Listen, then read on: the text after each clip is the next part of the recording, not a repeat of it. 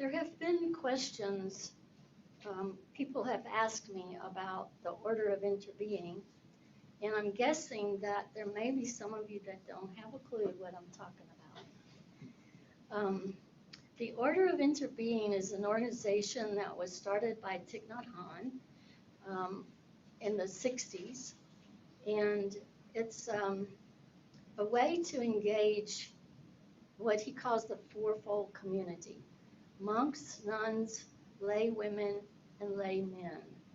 So everybody gets to, if they choose, to kind of follow the same precepts, the same vows, for the benefit of oneself and also for the greater community.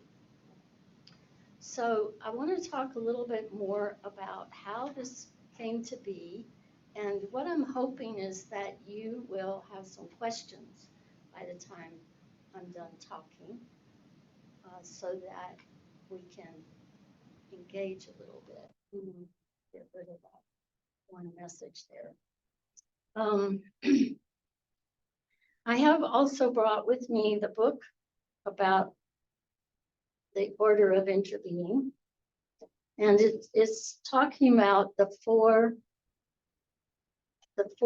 14 mindfulness trainings. I know some of you have received the 5 mindfulness trainings, and this is like just taking things to another level. So let me just talk about this particular one. And then if you have questions about the 5 mindfulness trainings, I'll be happy to talk about that as well. So in September of 1965, long before some of you were born, the School of Youth for Social Services was founded by Thich Nhat Hanh. This is the one that later became the Order of Interbeing. So these young people were followers of Thai. That's a name for Thich Nhat Hanh. We call him Thai, means teacher. They were followers of him, and this is during the Vietnam War, the war that the United States was involved in. There was another war before that. Vietnam was really besieged for a long time. They fought with the French, they fought with themselves, and they fought with Americans. So they had an opportunity, lots of opportunities to be of service. And that's what this organization was founded for at the beginning. Thai always felt that Buddhism should be relevant to our daily lives. And they did a lot of work during the war, these young people, going into villages that had been bombed, helping to create medical centers and schools, all kinds of things. They would, if they had enough time and if they didn't get bombed again, they would start gardens and teach the people how to raise a garden. So they were very, very active. And because they did not take sides with either the North or the South, they were vilified by everyone. Everyone assumed that if they were helping the people in the North, then they were siding with the North. If they were helping the people in the South, then they were presumed to be siding with the people of the South. So it was really hard for them to keep that neutral position. They were fired at. Many of their young people were killed. So it was tough. It was a tough time. That was also during the time when Thich Nhat Hanh was invited to come to the United States. I think it was in '66. Cornell University invited him to come to the United States and speak. And he then did a tour in the United States. And he was entreating the United States to stop the bombing and to go to the peace table, to begin peace talks. Because of that, He was exiled from Vietnam from 1966 for 40 years. He was not allowed to go back to Vietnam for 40 years. That was terrible. But as often happens when there is suffering, there is something good that comes out of it. And what happened was that Thich Nhat Hanh and his followers found some land in France. They had help to purchase it, and they created Plum Village. Started with just a simple hut, really, and a very primitive dwelling places for the monks and nuns who were there. Anyway, it's now quite a facility, and lots and lots of people like to go to retreats there. But I'm kind of off track here a little bit. So also before Thai left to come to the United States, he wrote the first 14 mindfulness trainings so that the School of Youth for Social Services people would have like a guideline, something that they could work towards, some kind of keeping them on this path of activism. So that's when the first 14 were written. They've been revised quite a few times because it's very important that we stay up to date with what's happening in the world and what's happening with the communities. From the time that Thai was exiled until they created or founded the Plum Village, there were no new people ordained into the order. By this time, SYSS was known as the Order of Interbeing, but nobody was ordained into it until 1981, when Thai was persuaded to ordain his niece, and that happened at Plum Village. Now there are more than 2,000 people who belong to the Order of Interbeing, and maybe there are more than that now because the book was published in 2020.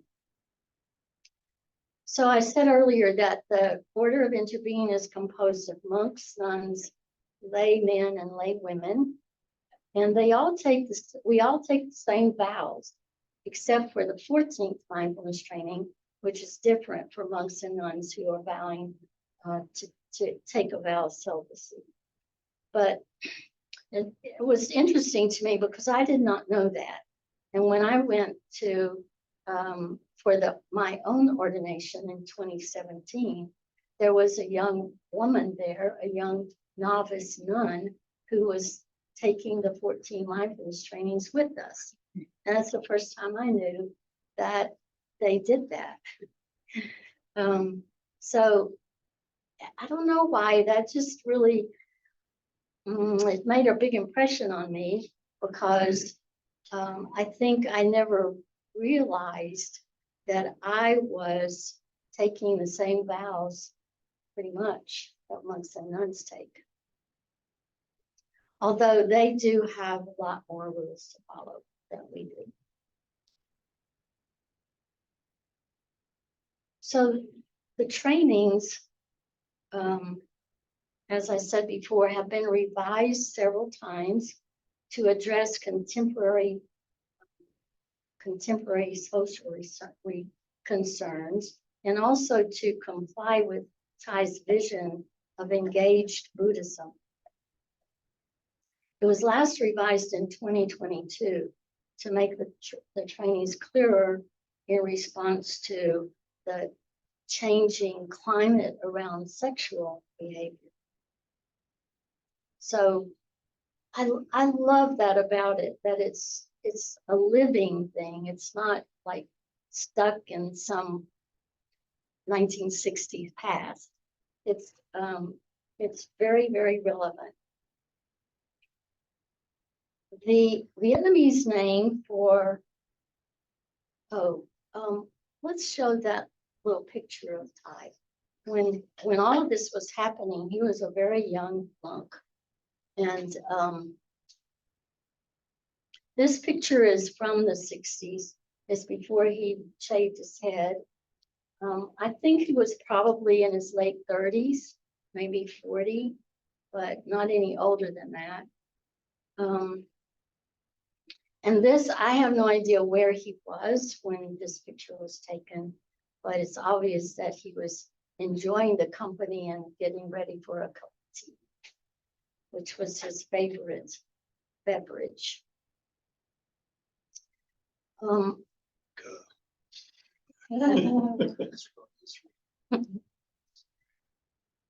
right. I don't know why I have to be signed in to look at a picture that was already done. Oh, we did already see it, didn't we? Okay, so the Vietnamese name for Interbeing, the Order of Interbeing, is Tip Hien. And I tried to write that.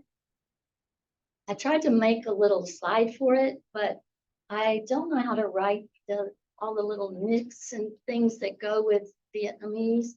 So you'll just have to imagine it, I guess. But that is the Vietnamese name for the Order of Interbeing.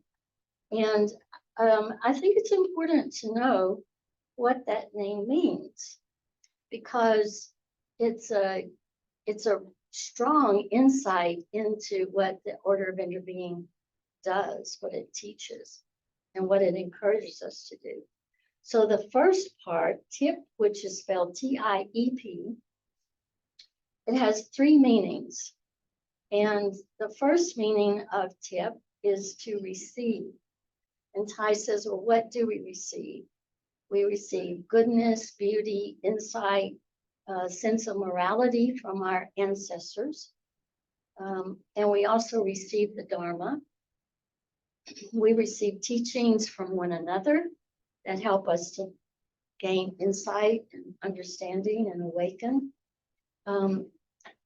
He says, for example, as you watch your teacher or any brother or sister who is stable in their practice, we watch them invite the bell with mindfulness and concentration. You can learn the way to invite the bell from them, no matter if you're a monk, a nun, or a lay person. The second meaning of tip is to continue, as in tying two pieces of string together to make a longer string. He says, if we want to continue our teacher, then we have to receive his or her aspirations and practice to realize them. So it's another way of saying being ties continuation, the teachings, the continuation of the teachings. And the third meaning of tip is to be in touch. And that means to be in touch with this wonderful present moment. It also means to be in touch with the suffering within ourselves and within our families and society. Because what we know from the Buddhist trainings is that once we have truly understood suffering, we will know what to do to transform it. So we have to be in touch. Here's a reference to, and Ty does this often, he makes references to different religions, and this one is to Christianity. He says, modern Christianity speaks in terms of vertical and horizontal theology, whereby the vertical axis represents our spiritual relation to God, and the horizontal represents our relation to human beings. In Buddhism, we also think in those terms, but in Buddhism, the vertical and horizontal dimensions are one. If we penetrate the horizontal, we find the vertical, and vice versa. If we touch the vertical dimension deeply, we discover the horizontal. This is the true meaning of being in touch.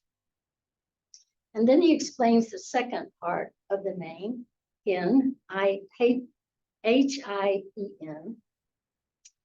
First of all, it means the present moment. So we're kind of getting that a double dose of present moment. And Ty taught that constantly in all his meditations. I don't want to read the whole thing to you, but I'm tempted.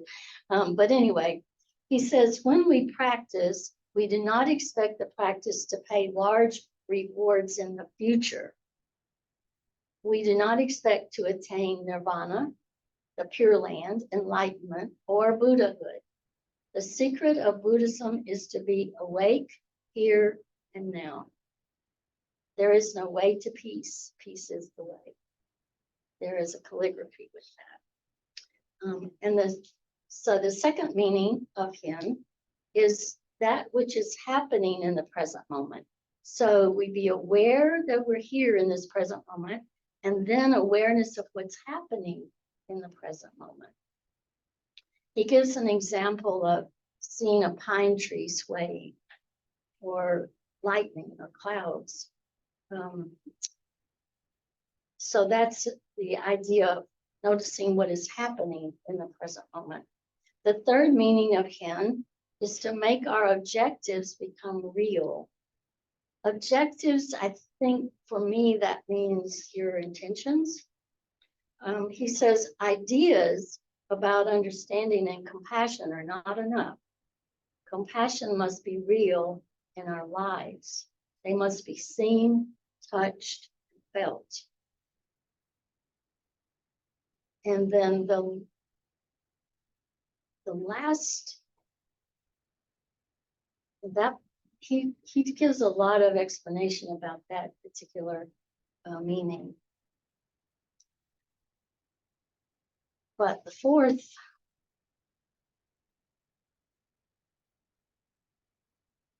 okay, I'm sorry, I kind of lost my place here. The fourth meaning of Hin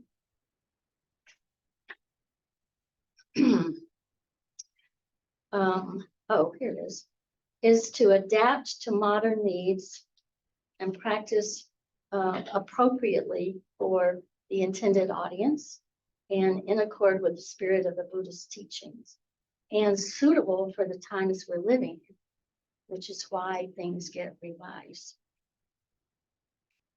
Then he says, is because Tip Hin has all these meanings, is it any wonder that they had a hard time coming up with an English name for this? Finally, they settled on the Order of Interbeing.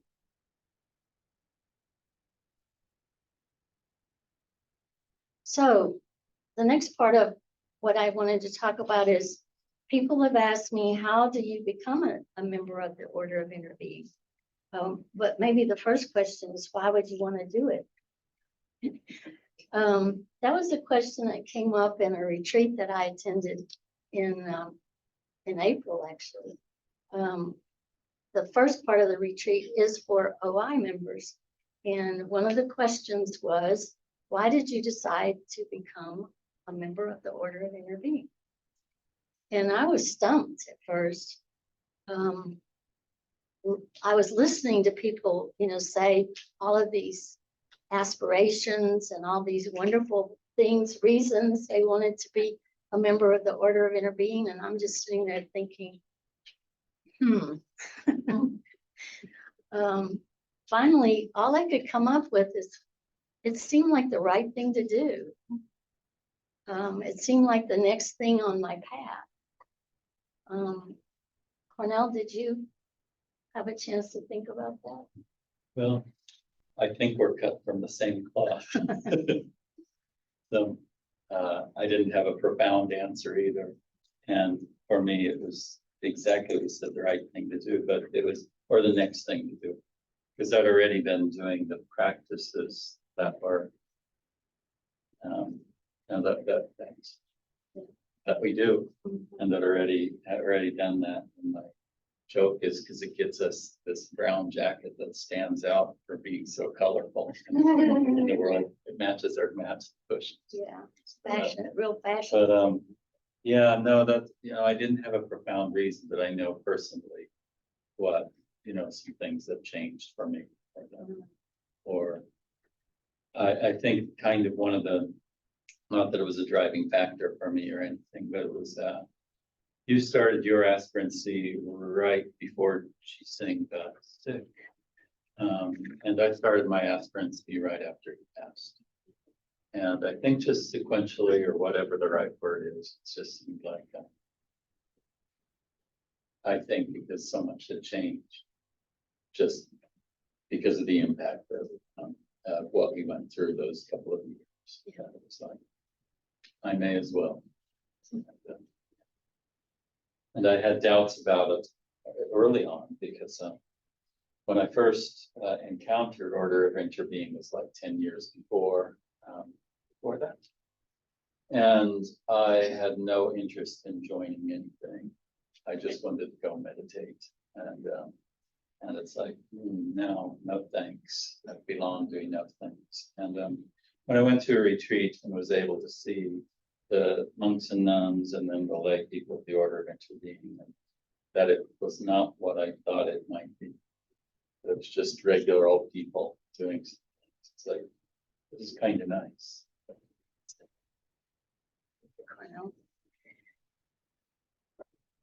Yes, and I noticed at retreats that I went to in Austin, local places, I noticed the people in the brown jackets, and they just had a way about them. You know, they were very mindful. They looked happy. There was just something different about the way they conducted themselves. And I was impressed by that. Not that that's what made me want to do it, but I was impressed by that. So the first thing that one has to do if you want to become a member of the Order of Interbeing is make it known that you want to be an aspirant. And so you tell somebody, if you're here in this community, you could tell me or Cornell. And then we put you in touch with the right person, which would probably be our Dharma teacher, Terry Cortez Vega. And then it starts from there. Terry either assigns a mentor, or I have been a mentor. I am a mentor now to 2 guys. And so I can do that as well. And so you work with your mentor and the Dharma teacher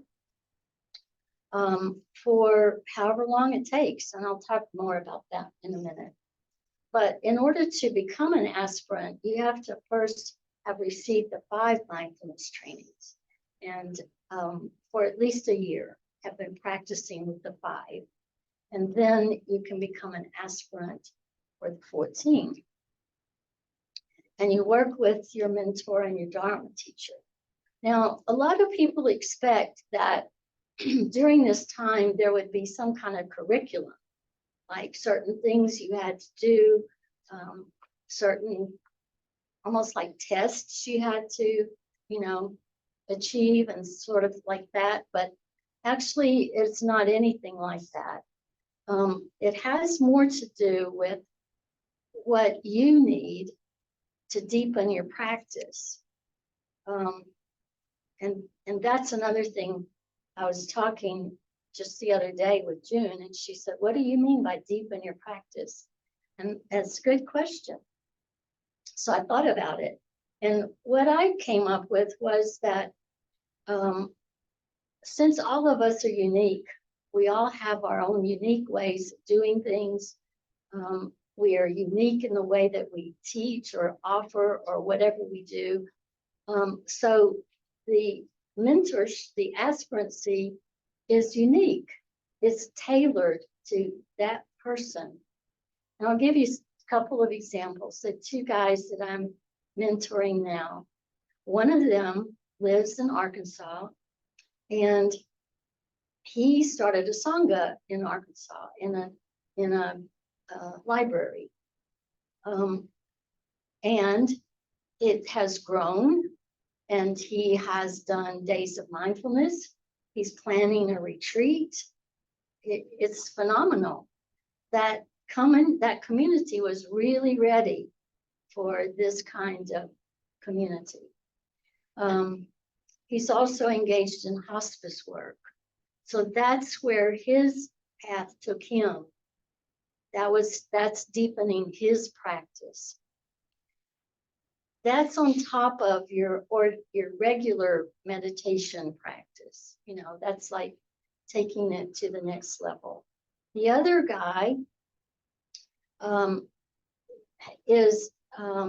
he was in the Marines, and his deepening, his practice is taking him into working with veterans, particularly those who have PTSD or trauma of any sort, having lost a limb or anything.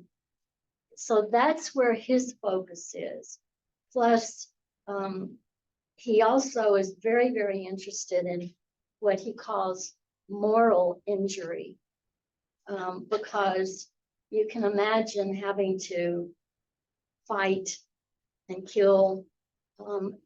It's damaging to your morals, you know, to yourself, to your way of thinking about yourself. So that's where his deepening has taken him. My deepening practice took me into this kind of thing, teaching, doing talks, reaching out to companies and teaching people to meditate and that sort of thing. That's where my deepening has taken me. And I'll speak for Cornell, I guess, because do you want to? I'll see what you have to say. I'll agree with you. What I see for Cornell is that his practice has taken him more deeply into his music, to sharing that music, teaching, recording. That's where I see, and also the music, like this music we just sang. It's not just superficial background stuff. It has some meaning to it. It's nice. Yeah, and I'll say what I see, because it's something that I couldn't find for myself. I mean, I do, I have some thoughts, but you know, it's hard to look at ourselves and say, this is what I am.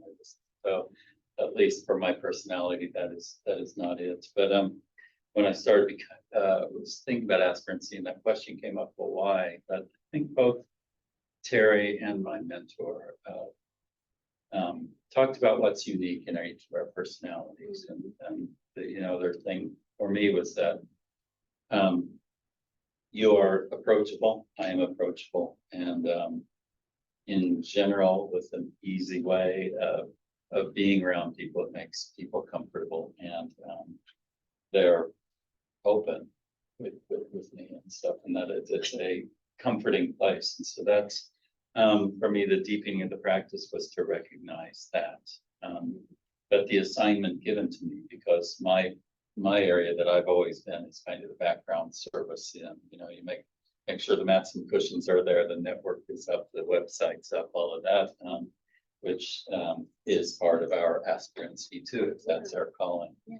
And it was always service to others. And so my assignment from both my mentor and Terry was, what about service to yourself?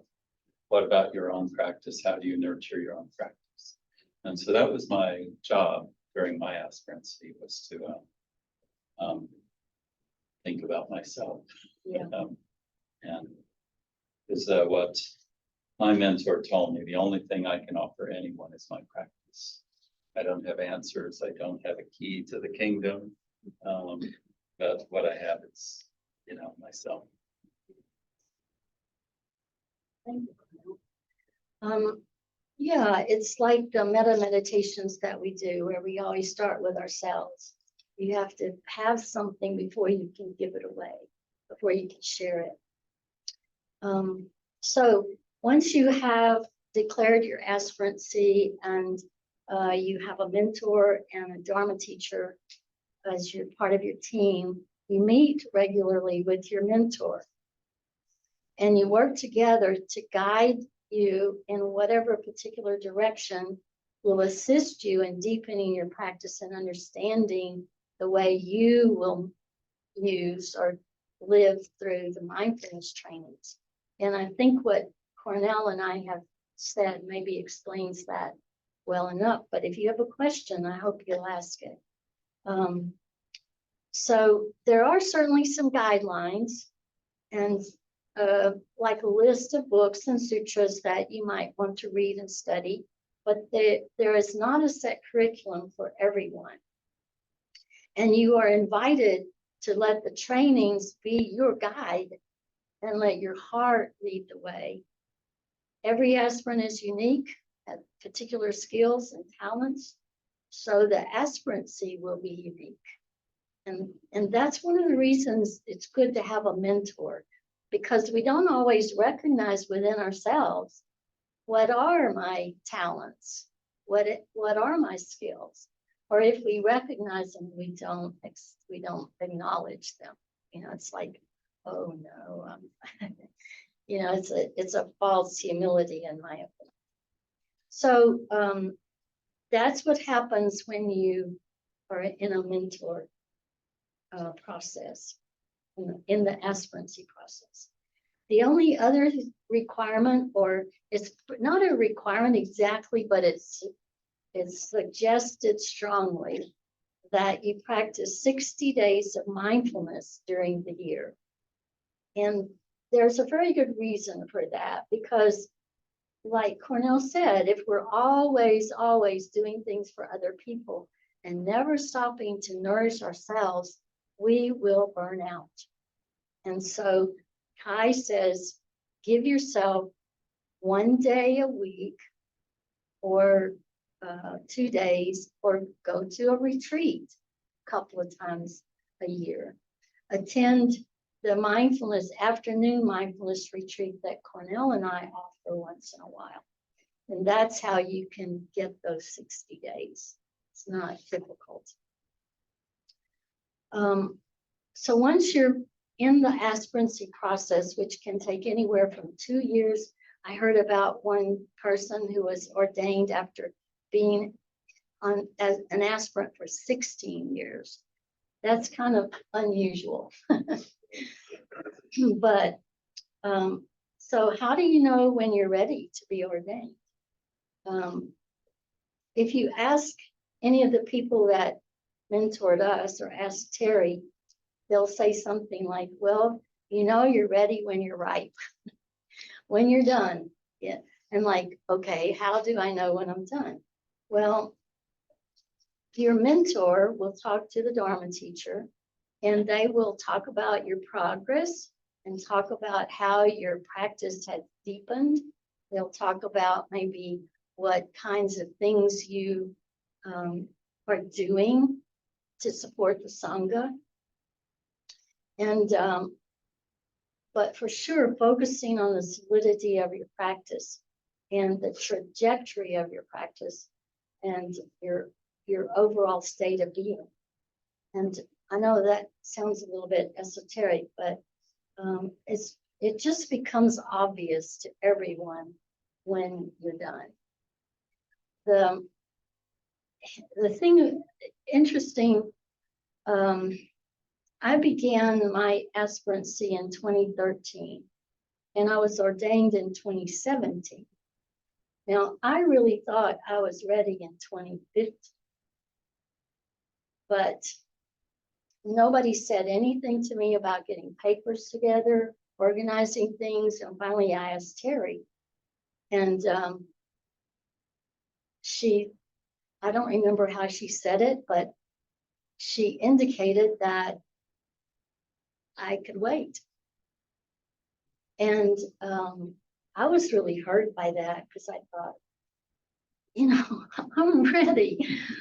But as I reflected on it, I realized, no, I was not ready. That was an ego thing, wanting to be ordained. And I waited 2 more years, and then I was ready. So sometimes, you know, you'll think you're ready, but your mentor and your Dharma teacher might have a different idea. And probably you will figure out They were right. So that's pretty much all I had to share with you. And like I said, I'm hoping you have questions. I see a question.